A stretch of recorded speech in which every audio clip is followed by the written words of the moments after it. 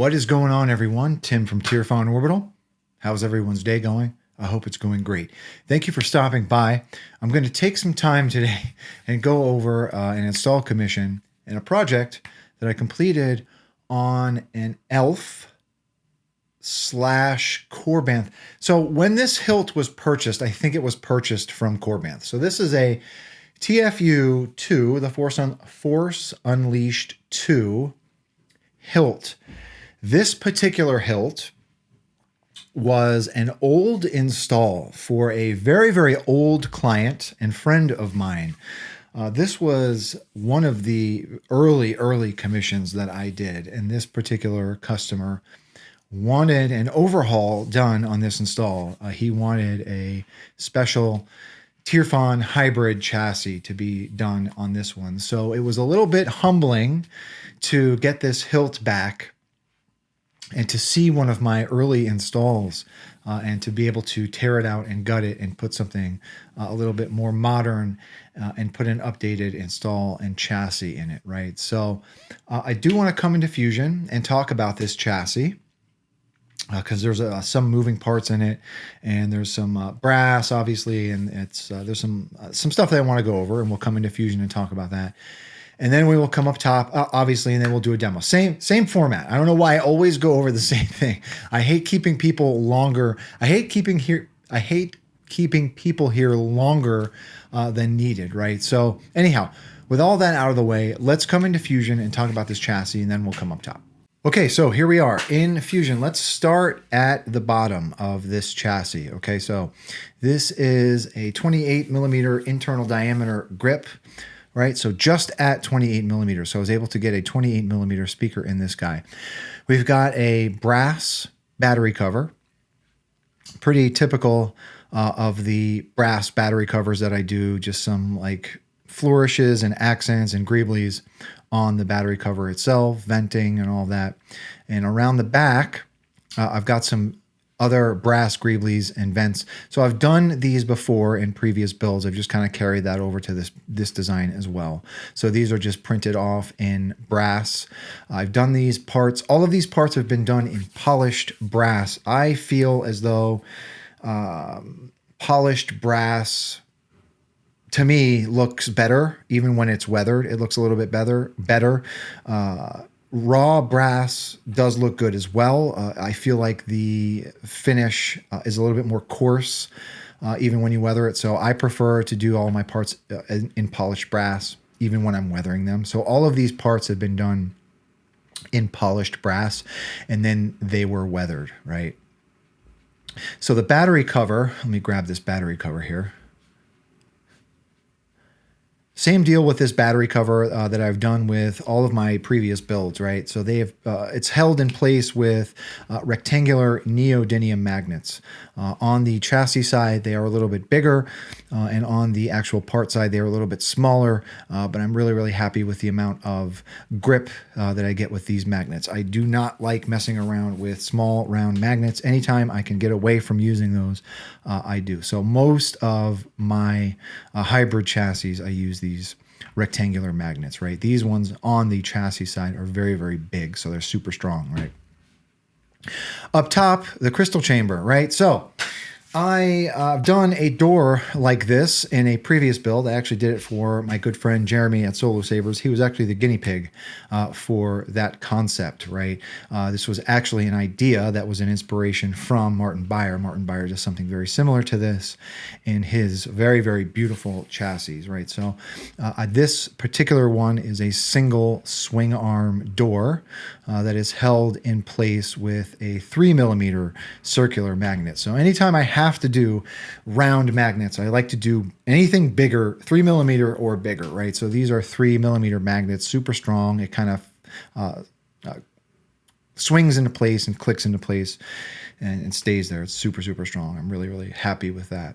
We've got just some simple like probes on the inside of this crystal chamber that help to secure the crystal itself, and also it's just there. They are there for accent, right? These guys, these fins, the initial idea that I had for these was to make this an actual hinge and have these swing out. I made them static instead. because I did not have a good way of keeping them in place once they swung closed. Like I didn't have any magnets on the inside. So I just kept them static, right? Maybe in a future build, I'll do something like this where they'll all swing open. But they are just all static, right? And of course the venting and the fins in the back are all just decorative and static. The wire passage, and then up top, I've just got a decorative, like, saw looking thing up top here. The wire passage is in this tube here. You know, the last time I did a crystal chamber like this, the wire passage was just barely big enough. So I wanted to make sure I made this one more than big enough. I don't like squeezing wires through brass. I don't want to nick any of the insulation or anything like that. So this is a huge tube to bring my wire leads through. And I'm only really bringing, you know, my 3 switch leads and my 3 blade leads up through this. I only have a single neopixel underneath this crystal lighting it, right? There is an option, like if people do want to purchase this chassis, I'm going to make this available on my website. You can probably light the crystal from up top or put like a stock accent ring up top if you want to. There's plenty of room to bring more leads through that tube if you want to, right? The window of this door is done in resin. There is a resin option on Craft Cloud's website. And anytime I do these in resin, I feel as though I've never seen resin with this much clarity. I almost want to say it's polycarbonate. I mean, it is resin, a resin option on the website, but it's just so clear. It feels like polycarbonate, but this is actually resin, and it is held in place with a very, very small Phillips head screw that goes into this bracket here. Okay. The door hinges were held in place with a very, very tiny bead. So I designed them so they poke out just a little bit beyond this hinge here. And one of the things when I was designing the original door on this, one of the things that I had to figure out was how I was going to keep it in place, right? One of my first thoughts was to get cut a very, very small piece of copper tubing to kind of slide over this and crimp it into place. But what I end up doing with these is just putting a very, very small bead of solder on the end of this, and it just keeps it from sliding up and sliding out of that hole, okay? So once I bring all my leads up, this is the upper PCB and switch holder. So this whole thing just kind of slides up into this hole or slides down into this hole.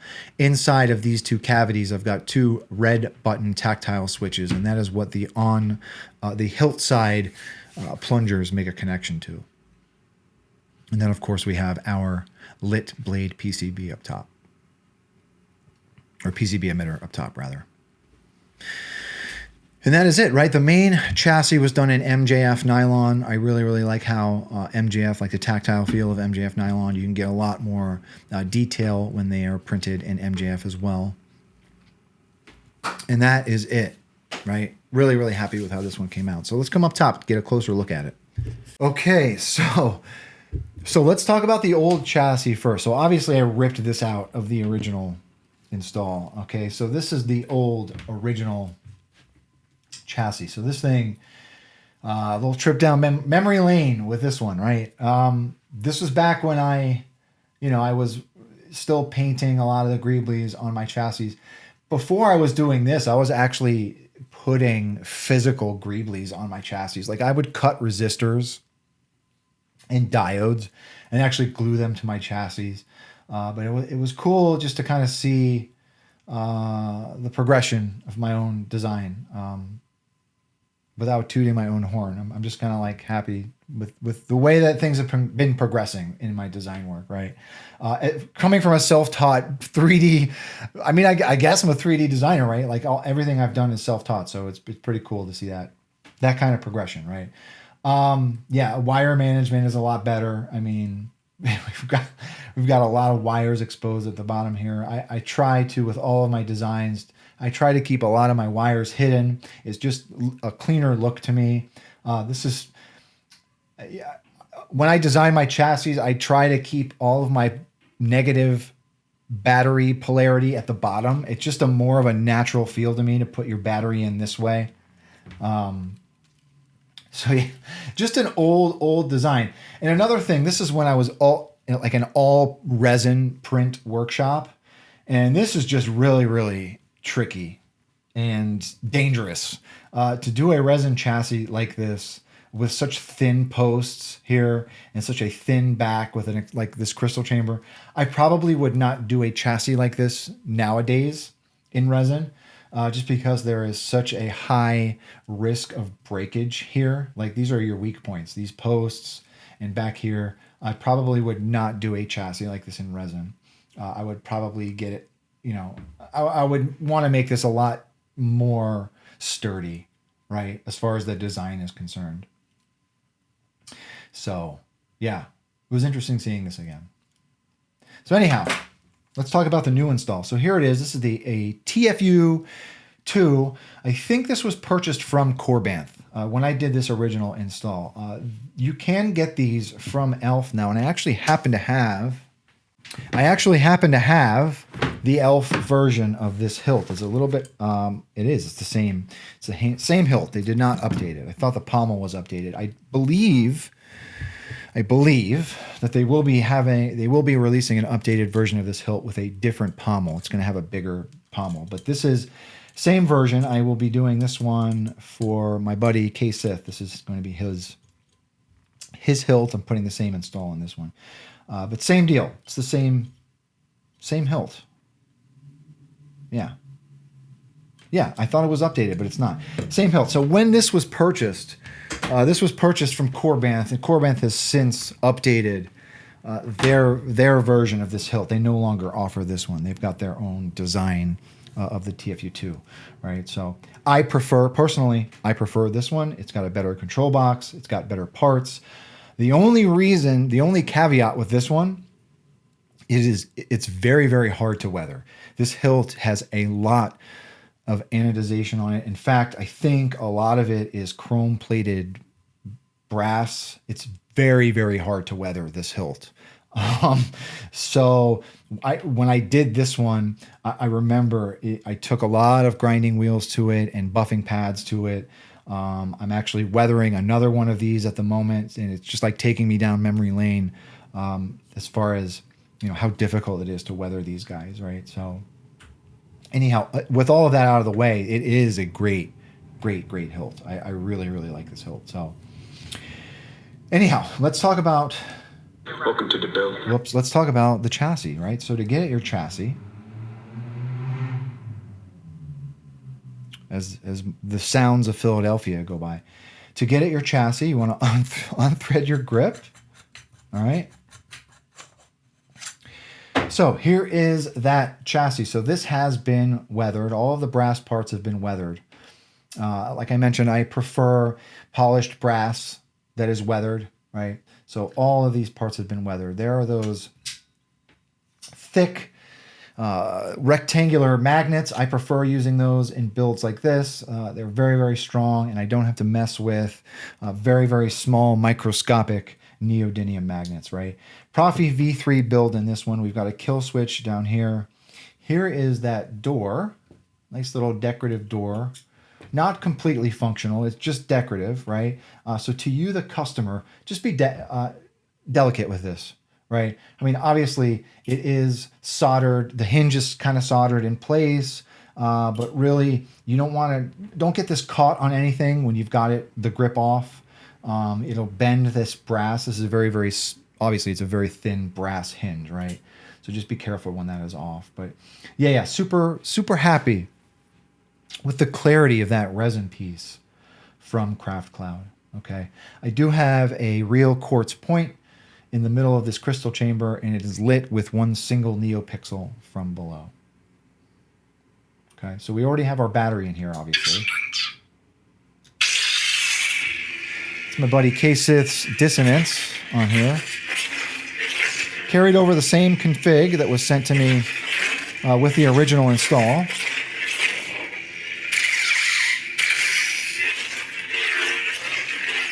Okay. And that's it, right? So let's come down to the bottom. I'm going to leave the grip off so you can get a closer look at the chassis. Okay, so hopefully my camera cooperates on this one. There's that door.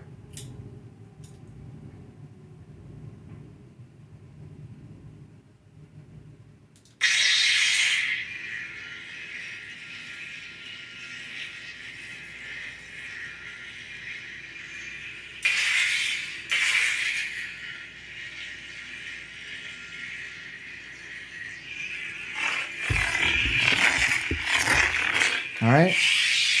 Now I'll put the grip on. A little bit of a tight build, right? So once you get your grip past that battery holder, you're good to go. Man, is this a good sounding hilt too? Woo, that sounds good.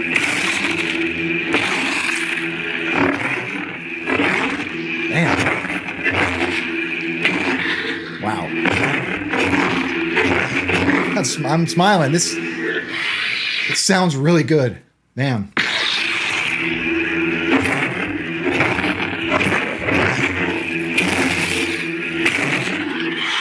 Let's put a blade in it. Okay, so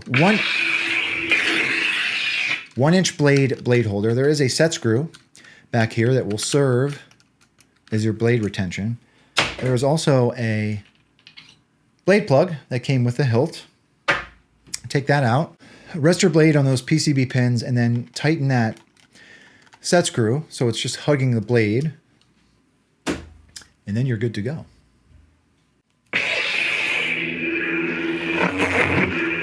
This hilt, it sounds so good, man. Probably that font too. This is Dissonance from K-Civ. Wow.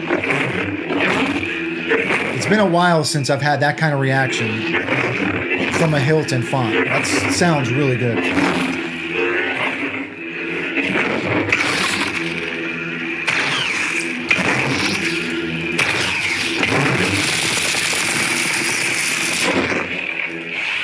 All right, what else we got on here? Peace is a lie.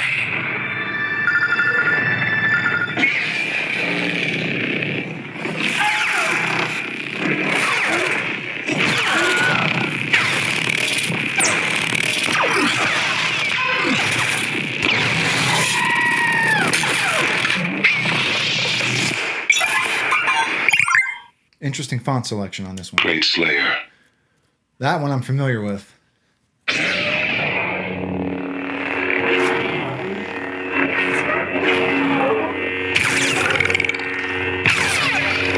Wow.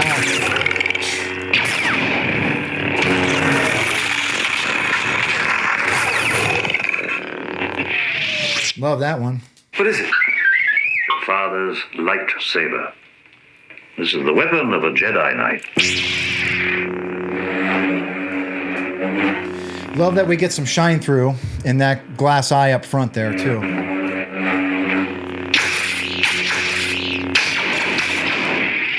What else we put on here? What else we got on here? Ascension.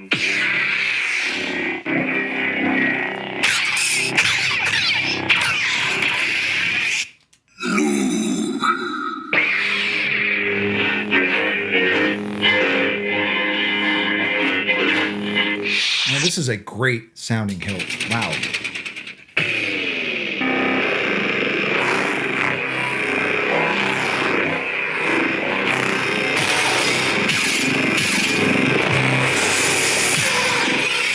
One more. And Dathomir will be your prey.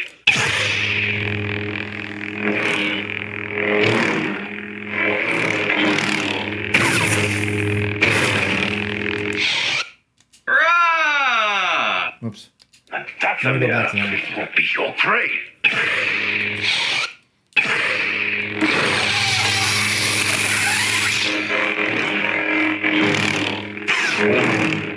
Man, great. That's a great sounding hilt. So anyway, that is the TFU2 from Elf Sabers. I mean, I might as well say it's from Elf because I believe that that's the only place you can get this now. You cannot get this from Korbanth. This is a great hilt. Highly recommend this hilt. It's a great sounding hilt. Like the only thing is, if you want to weather this hilt, it is a pain in the butt, right? So anyhow, to the customer, I say this all the time. Repeat customers, people who come back to me, it really, really means a lot to me. So thank you very much for your repeat business. Being able to revisit an old chassis and make and install new again was an honor, and I'm really, really happy with the way that this one came out. So this thing sounds so good. I'm seriously considering getting one of these for myself now. This is just a great, great sounding hilt. So anyhow, thank you for watching, everyone. If anyone has any questions about this particular hilt or the chassis, please do not be a stranger. I will likely be offering this chassis on my website as a direct buy. I won't be offering it as a digital download, but if anyone is interested, please let me know. And with that being said, may the force be with you always. Thanks for watching, everybody.